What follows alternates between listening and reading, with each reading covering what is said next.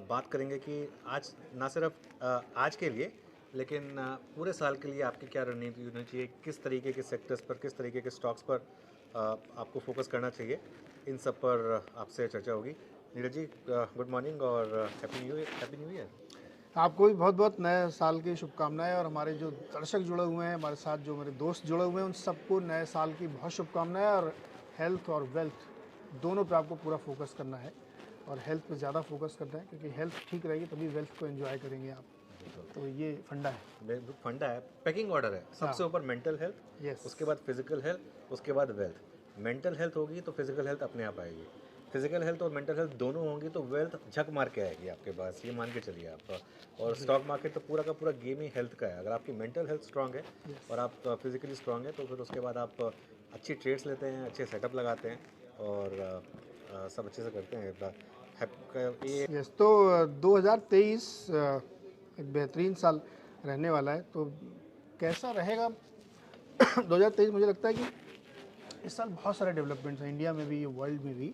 और भारतीय बाज़ार के लिए जो सबसे पॉजिटिव जाता है कि हम लोग जितनी भी लो लाइंग बातें हो सकती हैं, वो हमको अभी मैं आपको एडवांस में सारे कुछ बता रहे हैं, तो आप अपने आप को रिपोजिशन करते हैं। तो जैसे इन्फ्लेशन है, ब्याज दरें हैं, जितने भी मैनेजमेंट से बात करो, सब लोग इसकी चिंता को लेकर के हैं, लेकिन कहीं ना कहीं वो प्राइस इन हो रहा है। तो मुझे लगता है कि ये साल पहला हाफ आपको थोड़ा सा उतार चढ़ाव, उथल पुथल दिखेगी, लेकिन धीरे धीरे वो रीएडजस्ट करेगा, फिर सेकेंड हाफ में और बेटर परफॉर्म करेगा। और इंडिया में पॉलिटिकल डेवलपमेंट जो होने ना, वो बहुत इंपॉर्टेंट है।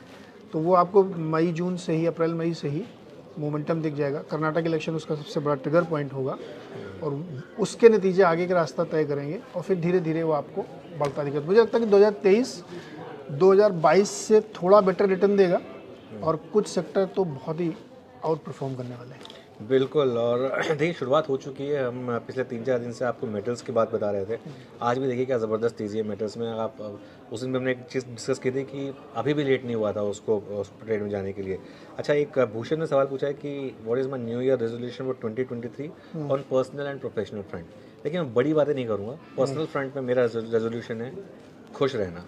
इस साल मैं खुश रहना चाहता हूँ, क्योंकि पिछले 1-1.5 साल में थोड़ा पर्सनल लाइफ मेरी काफ़ी डिस्टर्ब रही है। तो उसके लिए वो जो कोविड के बाद से, तो इसके लिए अब उसको मैं पीछे छोड़कर इस साल मैं खुश रहना चाहता हूँ। ये मेरा पर्सनल रेजोल्यूशन है। प्रोफेशनल रेजोल्यूशन मेरा बहुत सिंपल है।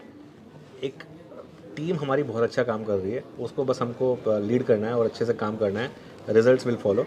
तो बस ये मैं छोटा, मतलब कोई बड़ा ये नहीं बोलूँगा कि हम ये कर देंगे, हम वो कर देंगे, क्योंकि आप अपने बेसिक्स करिए, रिजल्ट्स तो अपने आप आ जाते हैं। जैसे कहते हैं ना, प्रोसेस ओवर आउटकम। प्रोसेस पर भरोसा रखिए और परिणाम तो अपने आप अच्छे आएंगे उसके बाद। एकदम, इसमें कोई शक नहीं। आप अपना काम करते रहिए। जैसा मैं तो वीकेंड बहुत सोच रहा था कि वेल्थ क्रिएशन के लिए ना आपको इंडियन ट्रेडिशन को फॉलो करना चाहिए। बस अपना काम आप करते रहिए, अपने आप हो जाएगी वेल्थ क्रिएशन। इसमें कोई बहुत ज़्यादा चिंता की नहीं। और हाँ, ये ज़रूरी है जो अनुज ने कहा, खुश रहिए, तनाव मत लीजिए जीवन में बहुत ज़्यादा, क्योंकि आप कुछ कर नहीं पाएंगे। जो परिस्थितियाँ आपके आसपास बनती हैं, उसमें आपका कंट्रीब्यूशन बहुत कम होता है। अगर उस कंट्रीब्यूशन से आप सिचुएशन चेंज नहीं कर सकते, तो फिर तनाव क्यों ले रहे हैं? खुश रहिए, परिस्थितियाँ जैसी होंगी वैसा बिहेव करिए। तो better to react rather to create the situation. Market में आप क्या रिएक्ट करते हैं ना, जैसा चार्ट दिख रहा है वैसा आप एक्शन लेते हैं। आप चार्ट नहीं क्रिएट कर सकते हैं, तो आप रिएक्शन दीजिए, ज़्यादा क्रिएट करने के चक्कर में मत पड़िए। ओके। एमबीए करके न्यूज़ एंकर बन सकते हैं, बिल्कुल बन सकते हैं। आप एमबीए ना भी करें तब भी बन सकते हैं। हाँ। हमारे यहाँ कई लोग हैं जो एमबीए नहीं है फिर भी मैं एंकर हैं। मैं एमबीए नहीं हूँ। हाँ, तो उसमें ऐसा कुछ नहीं है। वो आप और देखिए, हमारी तो जो इंडस्ट्री है ना, हमारी इंडस्ट्री बहुत डेमोक्रेटिक इंडस्ट्री है। करेक्ट। हमारी इंडस्ट्री ऐसी ऐसी फील्ड से लोगों को ले लेती है।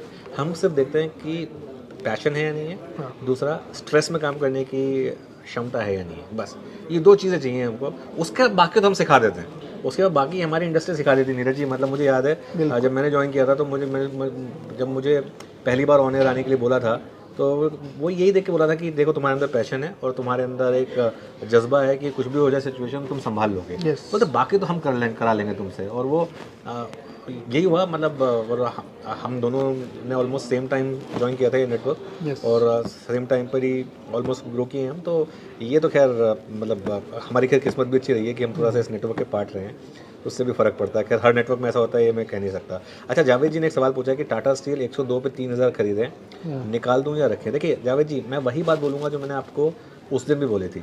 मेटल्स में आप एग्जिट डिसीजन खुद मत लीजिए, आप मार्केट को लेने दीजिए। आपने 3000 शेयर लिए 102 रुपये पे, अब आप उसको स्टॉप लॉस को ट्रेल करते जाइए। हर रैली पर 5-5 रुपये का स्टॉप लॉस ट्रेल करिए। 107 पे जैसे 102, 112 पे 107, 117 पे 112, 122 पे 117, आप उसको ट्रेल करते रहिए आप, क्योंकि ये 150 पे रुकेगा या 160 पे रुकेगा, 200 चला जाएगा या वापस घूम के 90 आ जाएगा, किसी को नहीं पता, ठीक है। तो लेकिन एक बार आपको एक विनिंग ट्रेड मिल गई है ना मेटल्स में, आप मोमेंटम को अपना काम करने दीजिए। अभी तो इसमें 10% की और रैली आनी है मेटल्स इंडेक्स में। आज जिसने अपना पुराना हाई निकाला है, 10% की आपको एक और क्विक रैली दिखाई देगी मेटल्स में। और ये ग्लोबल थीम है, ये एक मैक्रो थीम है। देखिए मार्केट में सबसे ज़्यादा पैसा बनता है अगर आप मैक्रो थीम में ऑप्शंस ले लें तो। जैसे जिसने मैक्रो थीम में ये सब, हम पिछले 3-4 दिन से लगातार चिल्ला के बोल रहे थे कि मेटल्स लीजिए मेटल्स लीजिए, तो जिसने 3-4 दिन पहले इवन मंथली ऑप्शंस लेकर रख लिए होते, अगले 3-4 दिन में ज़बरदस्त लॉटरी लगने वाली, क्योंकि एक बार आप एक पर्टिकुलर प्राइस को क्रॉस करना शुरू करते हैं, उसके बाद ऑप्शंस में आपको फुल वैल्यू देते हैं। तो मैक्रो थीम पकड़िए और उसके बाद जहाँ पर टेल विंड है वहाँ पर काम करिए उसके बाद। बिल्कुल सही। Anything to watch in budget 23 which might change the trend of the market?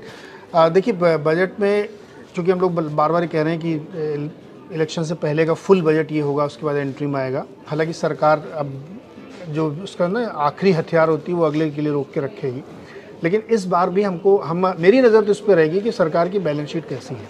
33 lakh crore का जो बजट था वो अभी इन प्लेस है कि नहीं है, CAD बहुत हाई पे है, डेफिसिट कैसा रहता है, FIs लोग ये बड़े बड़े नंबर्स बहुत देखते हैं।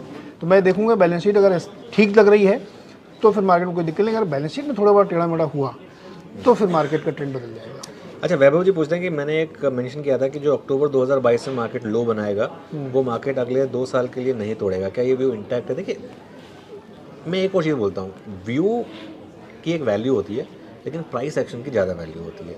तो हमेशा व्यू तो मैं अपने खुद के को इतना नहीं मानता जितना प्राइस एक्शन को मानता हूँ, लेकिन वो जो व्यू था मेरा वो एक कैलकुलेटेड व्यू था। और देखिए अभी तक तो व्यू सही रहा है। मेरा व्यू यही है, अभी भी मैं कहूँगा कि जो अक्टूबर वाला लो था वो मार्केट के लिए सैक्रोसैंक्ट था। मुझे लगता नहीं कि उससे नीचे हम जाएंगे।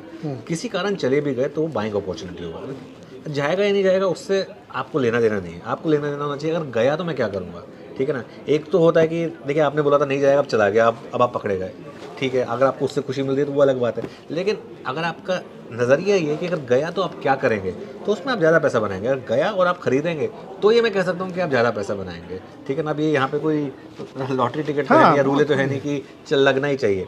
मैं आपका सवाल समझ सकता हूँ वैभव जी, लेकिन पॉइंट ये है कि अगर गया, जो कि बेस केस नहीं है मेरा वैसे मैं बोल देता हूँ, लेकिन अगर गया तो एक आपके लिए जैसे हमने कल भी कहा, परसों भी कहा था, एक बहुत बड़ी बाइंग होगी आपके लिए दोनों हाथ से लेने के लिए। देखिए गुरु मंत्र तो मैं क्या दूँ, मैं तो खुद गुरुओं से मंत्र लेता हूँ लेकिन मैं तो सिर्फ एक चीज़ कहूँगा, मेरा तो सिर्फ एक गुरु मंत्र है, do what the market says. Market देखिए, मार्केट को ना आप जो मार्केट कह रहा है ना वो करिए बस, उसके बाद मार्केट आपका इतना ध्यान रखेगी कि बस आप याद रखेंगे उसको। PNB के 5000 शेयर लिए 60 पर होल्ड करें या सेल कर दें? देखिए मुझे ऐसा लगता है कि ये वाले क्वार्टर के नंबर सरकारी बैंकों के बहुत अच्छे आएंगे, प्राइवेट के भी बहुत अच्छे आएंगे। एक और क्वार्टर तक अच्छे नंबर आएंगे, मतलब Q4 के भी नंबर बहुत अच्छे आएंगे बैंक के, उसके बाद जाके फिर निम्न ये सब दिखेगा। तो मेरे ख्याल में अभी आपको बने रहना चाहिए और रोज़ अब लेवल्स वगैरह देखते रहे, लेकिन नंबर्स बहुत अच्छे आने की संभावना है इस बार सभी सरकारी बैंकों को। और हालांकि बहुत सारे छोटे वाले बैंक उसको अभी से डिस्काउंट कर रहे हैं, तो वो आप ज़रूर ध्यान रखें, लेकिन नंबर अच्छे हैं। एक बामर लॉरी का सवाल लगातार आप पूछ रहे हैं फ्राइडे से। देखिए बामर लॉरी एक गवर्नमेंट कंपनी है और ये वीडॉल करके एक लुब्रिकेंट में है, इनके पास कुछ गार्डन